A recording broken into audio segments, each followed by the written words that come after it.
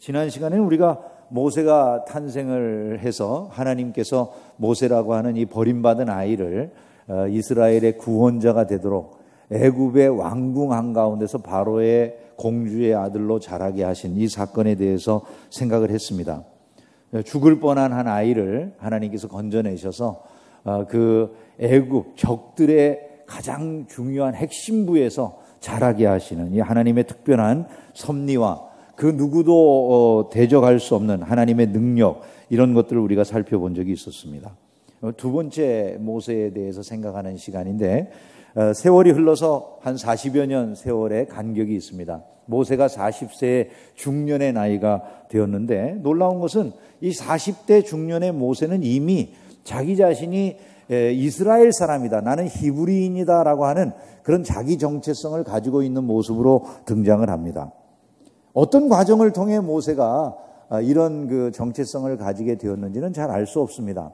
소위 영화나 이런 드라마상에서 이야기하는 모든 것들은 다 그냥 허구에 불과하지, 성경이 말씀하지 않는 그런 것들은 다 실제 믿을 만한 것이 거의 없다, 이렇게 생각하면 됩니다. 성경이 말하는 데까지 가고 성경이 말하지 않으면 멈추고 이러면 되는 거지, 그걸 너무 상상을 해가지고 모세의 어머니가 어렸을 때 길렀으니까 그럼 바로의 공주의 아들이라는 칭호를 받으면서 살아가던 그 기간은 어떻게 우리가 다 유모가 기른 게 아니잖아요, 그죠? 바로의 공주가 기른 거지.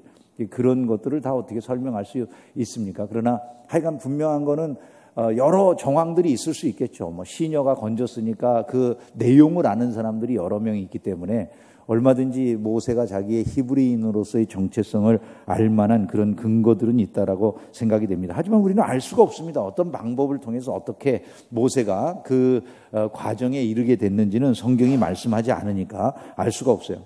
분명한 것은 그저 그가 굉장한 모세의 바로의 공주의 아들이라고 하는 그런 신분으로 커나갔다는 것이죠.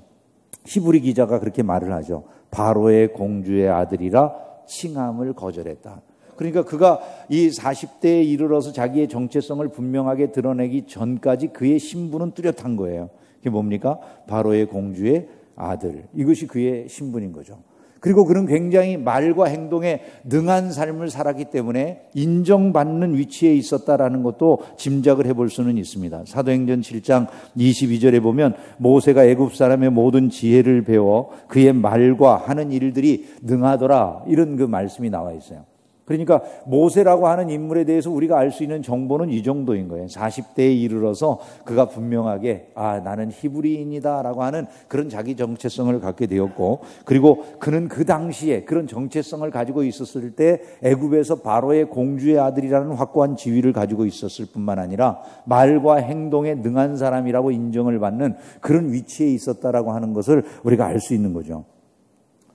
그런데 이제 40이 중년의 나이에 이른 이 모세는 그 마음속에 굉장한 사명의식을 갖게 됩니다. 이제는 내가 가만히 있을 때가 아니다. 뭔가 나가서 이스라엘 민족, 내 민족을 위해서 행동할 때가 되었다, 이런 생각을 하게 된 거예요. 사도행전 7장 23절에 나이가 40이 되매 그 형제 이스라엘 자손을 돌볼 생각이 나더니, 이런 말씀이 있거든요. 그러니까 그 이전부터 자기 정체성에 대한 고민들이 있었다라는 걸 우리가 알 수가 있고요. 40대에 이르렀을 때는 그 정체성에 대한 생각이 확고해지면서 어떤 특별한 계기를 통해 가지고 이제는 단순히 내가 히브리인이다라고 하는 정체성을 안 돼서 멈추는 게 아니라 이제 히브리인들을 위해서 뭔가 실질적인 액션을 취해야 되겠다, 그런 생각이 마음속에 들어왔다, 그 말이에요. 그런 마음을 가지고 하루는 이제 자기 백성들이 애굽 사람들에 의해서 노역을 하는 장소에 나갔는데, 그 노역하는 장소에서 자기 백성이 맞는 걸 봤어요. 이제는 이 사람이 애굽인이 자기 백성이 아니에요. 히브리인들이 자기 백성인데 노예된 히브리인들이 맞는 모습을 보고 주변을 살펴봐서 아무도 보지 않는 것을 안 다음에 그 사람을 때려 죽입니다. 죽였어요. 그리고 이제 파묻어 버렸어요. 이때 이런 일이 일어난 다음 날 모세가 또 그 장소에 나가서 사람들이 싸우는 모습을 보게 되는데 이번엔 자기 민족끼리 싸우는 거예요. 히브리인끼리. 모세가 그 싸움을 보면서 잘못한 사람을 말리면서 왜 형제를 치냐고 이렇게 왜 동포를 치냐 말리니까 이 사람이 하는 말이 우리가 언제 너를 우리 재판관으로 세웠냐? 네가 언제부터 우리의 지도자가 됐다고 우리에게 왈가왈부하냐? 이러면서 너 지난번에 애굽 사람 쳐 죽이더니 이제는 날 죽이려고 하느냐고 오히려 모세에게 대항하는 그런 그 태도를 취하는 거예요. 이 일로 인해서 결국 모세는 자기의 살인 행위가 들통이 난 것이 사람들에게 알려진 것을 알고 결국 그 자리를 벗어나서 미디안 광야로 도망하는, 그래서 도망자 신세로 40년을 목동이 돼서 살아가는 이런 일이 일어났다. 그것이 이제 성경의 말씀입니다. 이 본문에 이런 말씀들을 우리가 쭉 읽어보면 하나님이 행하시는 일들은 잘 나타나지 않아도 우리가 내면적인 것을 잘 살펴보면 그 속에 하나님의 하시는 큰 일들이 드러나 있는 것을 우리가 알 수 있어요. 먼저는 하나님이 어떤 일을 하고 계시냐면 모세의 마음속에 소명을 주시는 거예요. 모세를 부르시고 모세의 마음속에 너는 이스라엘의 구원자라 하는 소명을 주시는 분, 그것이 하나님이심을 우리가 알 수가 있습니다. 모세가 이 일을 할 때, 즉 애굽 사람을 쳐 죽였을 때 그거는 그냥 단순한 살인을 하려고 하는 복수심에서 저지른 일이었다라고 성경이 말씀을 하지 않아요. 성경이 뭐라고 말씀하냐면 사도행전 7장 25절에 보면 그는 그의 형제들이 하나님께서 자기의 손을 통해 구원해 주시는 것을 깨달으리라고 생각했다, 이렇게 되어 있어요. 그 모세가 애굽 사람을 죽인 이유가 뚜렷하게 있었다는 거예요. 애굽 사람을 죽일 때 그가 마음속에 생각했던 것은 뭐냐 하면 내가 지금 이 애굽 사람을 죽이는 이 행위를 보고 이스라엘 사람들이 깨달았으면 좋겠다는 거예요. 어떤 것을? 하나님이 지금 모세의 손길을 통해 그들을 구원하고 계신다라고 하는 것을 깨달았으면 좋겠다, 이런 마음을 가졌다는 거예요. 지금 매 맞고 핍박당하고 있는데 그 핍박당하고 매 맞는 그들의 원수를 대신 갚아주는 이 행위를 좀 보고서 이스라엘 백성들이 하나님께서 지금 저 사람의 손길을 통해 우리를 구원하고 계시는구나, 이걸 알기를 원해서 그 일을 행했는데 그것이 무엇을 보여줍니까? 모세가 가지고 있었던 자기의 소명의식이 뚜렷하게 있었다는 걸 보여준다는 거예요. 나는 지금 이스라엘의 구원자로 부르심을 입었다, 그리고 뭔가 액션을 취할 때가 됐다라고 하는 이런 생각 때문에 그가 움직였던 것이다라고 하는 걸 우리에게 보여준다는 것이죠. 하나님 지금 나의 손을 통해 이스라엘을 구원하신다, 그런 생각이 그의 어떤 과정을 통했는지는 설명되어 있지 않지만 40대의 모세의 마음속에 그런 생각이 들어와 있었다는 거예요. 또한 이 이야기가 우리에게 보여주는 것은 하나님은 당신의 백성을 구원하고 당신의 백성을 통해 당신이 원하시는 나라를 세우는 과정에 있어서 언제나 주도권을 행사하시고 주인공으로 역사하신다라고 하는 걸 보여준다는 거죠. 모세의 마음에는 분명히 그런 생각이 있었던 거예요. 내가 지금 이 애굽 사람을 죽이면 뭔가 이스라엘 사람들 마음 안에 하나님이 지금 저 사람을 통해서 구원하시는구나, 그리고 함께 마음이 동조해 주기를 원하는데 그 마음이 일어나는 게 아니더라는 거예요. 이 이스라엘 사람들이 뭐라고 말합니까? 네가 언제부터 우리 이 히브리 사람들의 지도자가 됐냐? 누가 너에게 재판장으로서의 역할을 부여했느냐? 애굽 사람 죽인 것처럼 나도 죽이려고 하냐고 대드는 거예요. 그러니까 이게 지금 모세는 선한 의도로 그들을 구원하기 위해서 일을 했는데 모세의 선한 의도대로 생각대로 상황이 움직이는 게 아니라 오히려 그가 배신을 당하고 버림을 받는 이런 모습이 되더라는 것이죠. 여러분, 우리가 항상 마음속에 생각하는 것이 내가 선한 의도로 무엇을 하면 항상 선한 결과가 있을 거라고 생각하기 쉽지만 하나님 나라의 일꾼으로 우리가 일할 때 그보다 먼저 생각해야 될 것은 내 뜻이 이루어지는 게 아니라 하나님의 뜻이 하나님의 때에 이루어진다는 거예요. 여러분, 이것을 우리가 항상 기억을 해야 돼요. 신자의 삶이라고 하는 건 바로 그거예요. 내 뜻대로 사는 것이 아니라 하나님이 뜻하시는 대로 사는 것이다. 하나님의 때에 하나님의 뜻이 이루어지는 거다, 이런 생각을 해야 된다는 거예요. 모세는 얼마나 아름다운 생각을 했습니까? 그죠? 참 아름답잖아요. 선한 의지를 갖고 자기의 위치, 그 위치 다 잃어버릴 수도 있는 그런 위험성이 있음에도 불구하고 자기 백성의 억울함을 풀어주고자 했고, 자기 백성이 뭉쳐주기를 원하는 마음을 가졌고, 자기 백성들을 하나님이 구원해 주신다는 사실을 그들이 깨닫기를 원하는 이런 마음들을 가졌단 말이죠. 상황이 내가 원하는 대로 움직이는 게 아니에요. 우리가 선한 의지를 가지고 있다고 할지라도 하나님이 그 선한 의지에 복을 주시지 않는 한, 아니면 그 선한 의지대로 세상을 움직여 주시지 않는 한, 그것이 내 뜻대로 되는 게 아니라는 거예요. 그것을 통해서 하나님이 우리에게 교훈하시는 바는 분명한 거예요. 하나님이 이 역사를 주관하시고 인도하시는 주인공이시지 우리가 아니라는 거예요. 모세가 이스라엘을 인도했다 하지만은 실제는 모세가 인도한 게 아니에요. 하나님이 언제나 주인공이 되셔서 이스라엘을 인도하셨음을 믿으시기를 주의 이름으로 축원합니다. 당신께서 당신의 나라를 세우시는, 하나님은 모세의 삶을 높이기도 하시고 낮추시기도 하실 수 있음을 보여주셨어요.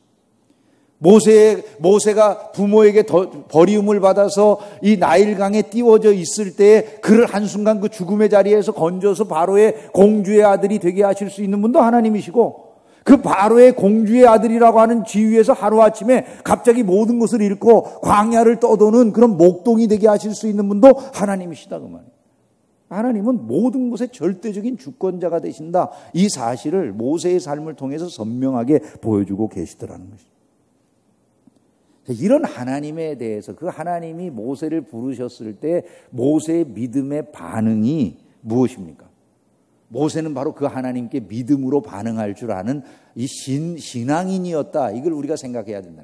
모세는 믿음으로 반응할 줄 아는 신앙인이었던 거예요. 어떻게 믿음으로 반응합니까? 히브리서 11장 24절에서 26절에 보니까 이렇게 기록했어요. 믿음으로 모세는 장성하여, 같이 읽어볼까요? 바로의 공주의 아들이라 칭함받기를 거절하고 도리어 하나님의 백성과 함께 고난받기를, 잠시 죄악의 낙을 누리는 것보다 더 좋아하고 그리스도를 위하여 받는 수모를 애굽의 모든 보화보다 더 큰 재물로 여겼으니 이는 상주심을 바라봄이라. 그가 보인 믿음의 반응이 이거였다는 거예요. 하나님이 자기를 부르시자 그 부르심에 모세가 이렇게 믿음으로 반응하는데 바로의 공주의 아들이라는 지위를 버렸다는 거예요. 하나님의 백성과 함께 고난받기를 택했다는 거예요. 바로의 공주의 아들로서 누리는 죄악의 즐거움보다 고난받으면서 하나님의 백성이 되는 게 낫다, 이렇게 생각했다는 거예요. 그리스도를 위해서 고난을 받았다, 이렇게 말씀해요. 그리스도를 위해서 수모를 받는데 애굽의 모든 보화보다 그것을 소중히 여겼다, 이렇게 말씀하면서 그가 궁극적으로 원했던 것은 이 세상의 지위가 아니라 하나님이 주실 상이었다. 그것이 바로 모세의 믿음의 선택이었다는 거예요. 사람들이 가끔 그래요. 모세가 살인을 했다. 모세는 살인자, 어리석게 자기 마음대로 뭔가 변화를 일으키기 위해서 살인을 했다, 그렇게 말을 하는데, 성경이 모세를 평가할 때는 이 행위를 믿음의 행위라고 말하지 살인의 행위라고 말하진 않아요. 어리석은 살인의 행위라고 말하진 않아요. 근데 흥미롭게 목사님들 가운데 모세를 이 살인자라고 이렇게 어리석게 살인을 저질렀다, 그렇게 해석하시는 일들이 많이 있으신 것 같아요. 근데 한번 여러분 생각을 해보세요. 모세가 지금 여기서 살인을 저지른 것은 그냥 단순한 분노의 행위가 아니었다고요. 성경이 뭐라고 해석을 합니까? 그렇게 그 행위를 통해서 하나님께서 자기를 통해 이스라엘을 구원하고 계신다는 것을 이스라엘 백성들이 알게 하기 위해서 저지른 일이었다는 거예요. 그럼 지금 모세의 행동은 단순한 살인 행위가 아니에요. 민족을 구원하기 위한 구원자로서의 행위가 되는 거예요. 그럼 여러분, 예를 들어서 우리 안중근 의사께서 일본의 이토 히로부미에게 폭탄을 던졌더니 일본 사람들은 그 안중근 의사 보고 테러리스트라고 그렇게 말을 하지만 대한민국 사람들이 안중근 의사를 테러리스트라고 하면 됩니까? 네? 말이 안 되잖아요. 그건 일종의 레지스탕스와 같은 거죠. 저항행위와 같은 것이지 그건 어떻게 살인행위라고 말할 수가 있겠어요. 그죠? 구약에서 믿음을 표현하는 방식은 이런 전쟁의 행위로 나타나는 게 많이 있어요. 구약에서는. 근데 왜 구약에서 믿음을 전쟁의 방식으로 많이 표현하는가? 그것은 구약이 그림자이기 때문에 그래요. 신약은 실체고. 그런데 문제는 신약의 실체로서의 영적 전쟁이라고 하는 것은 눈에 안 보여요. 여러분, 영적인 전쟁이 눈에 보여요? 우리의 싸움 혈과 육에 대한 게 아니라, 육신적인 싸움이 아니라 정사와 권세와 이 어둠의 세상의 주관자들과의 싸움이라 이렇게 말한다니까요. 근데 여러분이 이 세상에서 지금 싸움하는 게 보입니까? 안 보이잖아요. 정사하고 권세하고 이 어둠의 세상의 주관자라는 게 다 악령과의 싸움인데, 악한 영들과의 싸움이라는 게 눈에 보이질 않잖아요. 그죠? 그러니까 구약이 그림자로 실제 이스라엘이라고 하는 사람들의 삶의 무대를 중심으로 해가지고 우리에게 마치 연극 무대에서 마귀가 나와서 이렇게 뭐뭐 하는 걸 보여주면 우리가 눈으로 그 연극 무대에서 뭔가를 보듯이 이스라엘의 삶을 통해서 우리가 그림자로 실제 영적인 삶에 일어나는 것을 육신의 삶을 통해서 보는 거예요. 이 모세는 육신의 싸움을 싸우고 있지만 우리는 육신의 싸움을 싸우는 게 아니라 영적인 싸움을 싸우는 거죠. 그러니까 모세가 이 사람들을 죽였으니까 우리도 오늘날 타종교인들을 죽이고 타종교인들을 그렇게 상대할 수 있다, 이렇게 생각하면 안 되죠. 그건 절대로 있을 수 없는 얘기예요. 그러나 모세의 싸움을 가지고 이거 살인행위였다, 이렇게 말하는 건 역시도 우습기 짝이 없는 얘기가 되는 거예요. 그는 그것을 통해서 자기의 위치, 자기의 신분을 뚜렷하게 사람들 앞에 드러내는 거예요. 나는 이제 더 이상 애굽 사람이 아니라는 거예요. 나는 분명한 이스라엘 편에 서 있는 이스라엘 사람이다. 어느 편에 설 것인가를 결정할 때 모세가 애굽 사람을 죽이는 그 행위는 모든 것을 잃어버릴 수 있는 거예요. 이제까지 세상에서 내가 누리던 지위, 세상에서 쌓아온 모든 공들, 이거 다 잃어버리고 완전히 모든 것이 무너질 수 있지만 그 모든 것에도 불구하고 나는 저 핍박받는 이스라엘 백성들과 함께 나는 고난을 같이 할 거다. 그것이 나에게 오히려 더 큰 상급이다. 하나님이 나에게 주실 상이 더 크다는 믿음으로 그 행위에 동참했다는 거예요. 그가 그래서 모든 것을 잃어버린 것처럼 보여집니다. 자기 백성도 자기에게 동조하지 않았어요. 근데 여러분, 다 잃어버렸을까요? 아니요. 모세의 삶에 대해서 최후에 주어지는 말씀, 모세가 마지막에 성경에 등장하는 기가 막힌 말씀이 변화산에 등장하는 거예요. 그죠? 예수님과 함께 변화산에 엘리야와 모세와 예수님 세 분이 거기 등장을 하는 거예요. 예수께서 베드로와 요한과 야고보를 데리고 기도하시러 산에 올라가 기도하실 때 용모가 변화되고 그 옷이 휘어져 광채가 나더라. 무릇 두 사람이 예수와 함께 말하니 이는 모세와 엘리야라. 영광 중에 나타나서, 이렇게 돼 있어요. 모세는요, 세상에서 모든 것을 버린 것 같았는데 버린 게 하나도 없었어요. 결국 가장 위대한 영광을 힘입었음을 믿으시기를 주님의 이름으로 축원합니다. 우리는 어떻게 살아야 됩니까? 여러분, 우리에게 주어진 숙제는 너무나 분명한 것입니다. 믿음의 삶을 살아가야 되겠다는 거예요. 한번 따라서 해봅시다. 믿음으로 살자. 믿음으로 살자. 여러분, 이것이 우리에게 가장 중요한 숙제라는 거예요. 모세의 삶이 우리에게 도전하는 것이 바로 그거예요. 모세는 세상 사람들이 부러워할 만한 걸 다 가지고 있잖아요. 그죠? 바로의 공주의 아들이라는 지위, 왕국의 호화로운 삶, 재물과 모든 권세가 있는 그런 삶을 살았어요. 배우기도 얼마나 좋은지 왕궁에서 제일 좋은 최고급의 교육을 다 배웠어요. 그런데 여러분, 사람들이 다 부러워할 만한 걸 다 가지고 있는 모세가 이것 다 필요 없다는 거예요.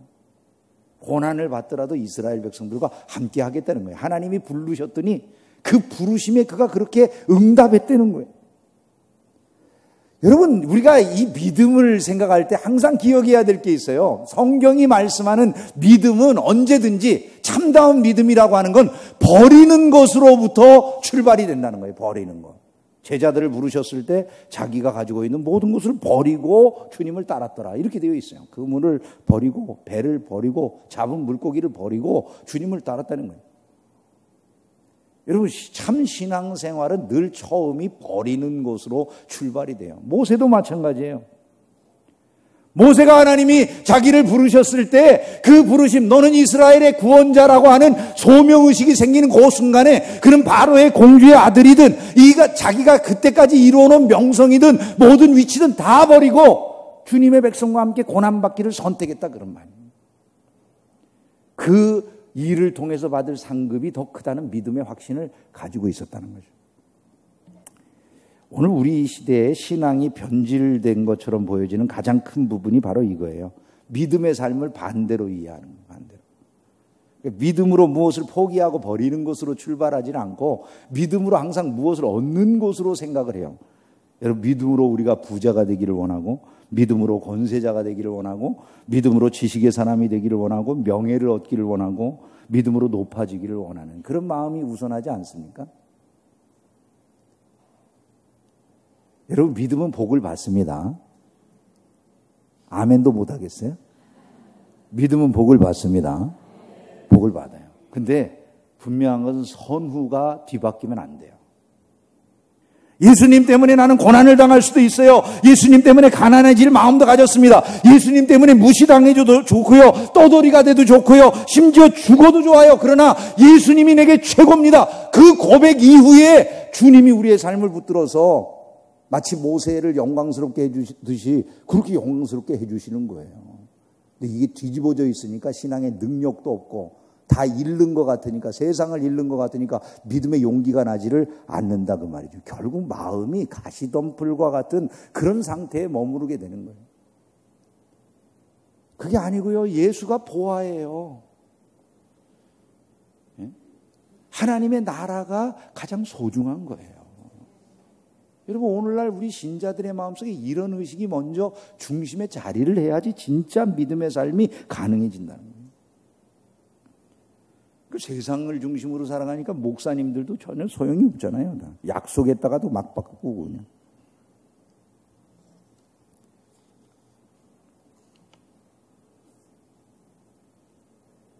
여러분, 믿는 것이 내가 믿을 때 늘 좋은 것이 온다고 생각을 하면 넘어지기 쉬워요. 모세가 자기가 선한 일을 하면서 마음속에 꿈꾼 게 있잖아요. 아, 이들이 하나님이 지금 내 손을 통해서 이들을 구원하고 있다는 걸 알았으면 좋겠다. 그런 바람이 있는데 금방 그게 이루어지질 않아요. 근데 그 순간이 중요한 거예요. 믿음에서는.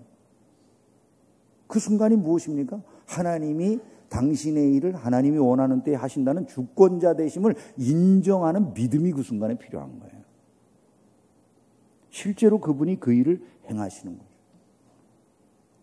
여러분, 우리의 믿음이 진짜 믿음이라고 하면은 그 진짜 믿음은요, 이기심이 없어지는 거예요. 이기심이 없어져. 신앙생활의 첫 출발이 버리는 것으로부터 출발되어진다라고 하는 걸 우리가 모른다고요. 그래서 오늘날 크리스찬들이 이토록 가난하다고요. 천만의 기독교인이 있다고 해도 사회에 아무런 영향력을 미칠 수가 없다고요. 이것을 우리가 생각하고 고민을 해야 됩니다. 진짜 종교가 아닌 크리스찬이 되기를 주님의 이름으로 축원합니다. 원하는 대로 일이 풀리지 않을 때가 있어요. 그때는 기다려야 돼요. 왜냐하면 하나님의 나라의 일을 하나님 그분이 이루시기 때문에 우리는 그 순간에 초심으로 돌아가야 돼요. 나는 모든 것을 버리고 출발했는데 내 뜻대로 이루어지지 않는다 할지라도 그것이 무슨 상관인가? 하나님 그분이 그분의 뜻을 그분이 원하시는 시간에 이루실 것이다. 이거를 인정하고 기다리는 거예요. 말씀을 맺습니다. 믿음으로 살아가기를 주의 이름으로 축원합니다. 참 믿음은요, 세상 그 무엇보다도 하나님을 존귀하게 여기는 가치관의 변화가 있는 게 참 믿음이에요. 그 어떤 가치보다도 하나님 나라가 소중하다는 그것이 보아라는 의식이 우리 안에 있는 게 참 믿음이에요. 원하는 대로 내 뜻이 이루어지지 않아도 포기하지 않고 그분을 붙잡고 나아가는 거예요. 왜냐하면 그분이 그 나라의 주인공이시기 때문에. 모세가 얻었던 이 놀라운 상을 저와 여러분들이 얻어 누리기를 주님의 이름으로 축원합니다.